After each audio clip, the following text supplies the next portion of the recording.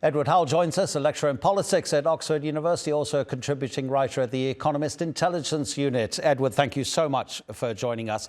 Let's just look back at the past 6 months and give us an understanding of how difficult you think South Korea may find it to move on from what's happened in the past 6 months. Because a clean break after all of that turmoil, it presumably can't be that easy.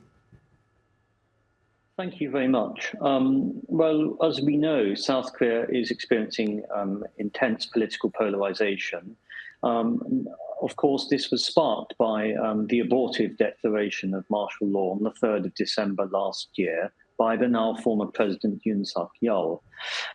It's important to bear in mind, though, that political polarization within South Korean society is not new. We know that Lee Jae-Myung's likely confirmed victory follows the ouster of Yoon after Yoon's impeachment.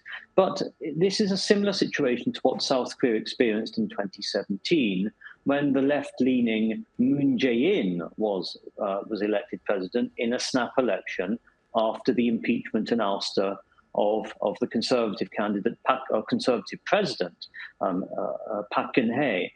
So political polarization is nothing new, but the issue of South Korean society trying to recover from the past 6 months is indeed serious. We saw many both pro-Yoon and anti-Yoon protests, over the last 6 months following December. And there's a whole wealth of broader foreign policy and geopolitical challenges that will face this new administration.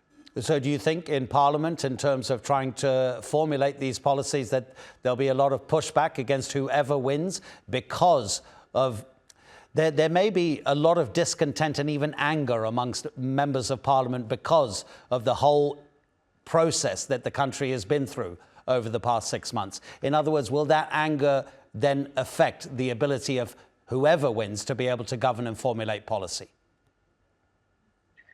We saw the issue of having an opposition-dominated National Assembly under the Yoon administration. This is one of the key challenges that Yoon Suk Yeol faced, particularly after last year's legislative elections, which made Yoon's position even more precarious. I think this time round there is a common goal on the part of both sides to move forward and to look forward. Whether this will be able to be achieved, I think, is another question. We know that South Korea at the moment faces domestic economic and social issues as well. Economic growth slowed throughout last year, for instance. But we also know that in broader South Korea's policies towards North Korea, towards China, towards the United States, these policies are also likely to attract a lot of domestic attention, especially given how Lee Jae-Myung has actively said in the past that he's derided the US's alliance with South Korea and Japan, for instance. He has called for a more conciliatory approach to North Korea.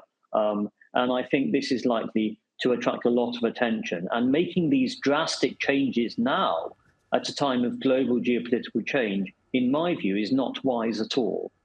Edward Howell, thank you so much, Edward. Thank you very much.